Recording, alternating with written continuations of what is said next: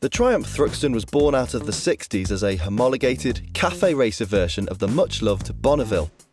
The modern-day Thruxton aims to recapture the look and spirit of the original, but adds some modern-day refinement to appeal to both new riders and a more mature crowd ready to relive their youth, just without the need for a kickstart and a drip tray.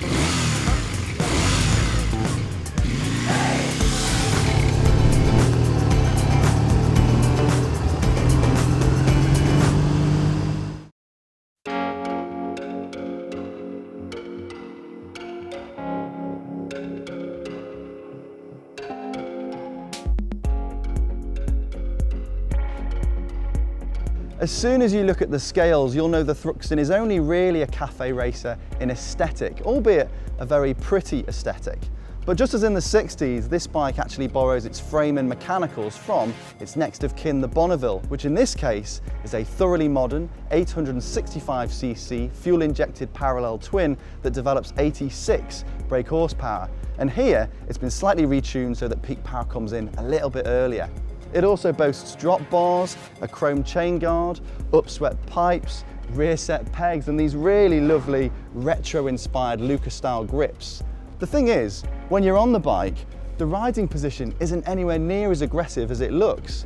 The drop bars are actually set quite high, so there's very little pressure on your wrists. The fly screen does a great job at deflecting wind over you at high speeds, and the mirrors work well provided that you've adopted that tucked-in riding stance. Plus, despite the single-seater setup, this racing cowl can actually be removed to accommodate a passenger. Unfortunately, like the Bonneville, there are a few details on here that let the overall finish down, such as the clumsily located rectifier and ignition chamber.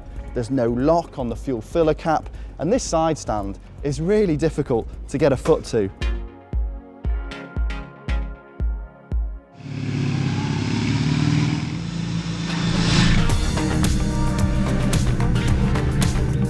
The Thruxton doesn't bark and bite like a true cafe roadster.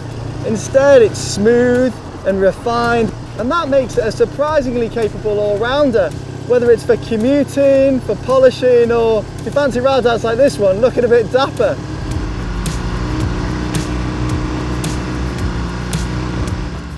It will do the ton, but you have to bear in mind that as you build up speed, you do begin to notice a lot of vibration in the bars.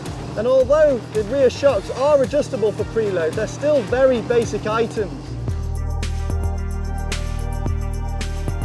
If you fancy the look of a classic cafe racer but would prefer the mild manners of a modern motorcycle, then the Thruxton is a fine vintage.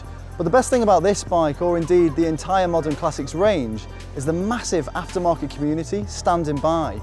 You see, buying a Thruxton's just the start. It's making it your own that's the fun bit.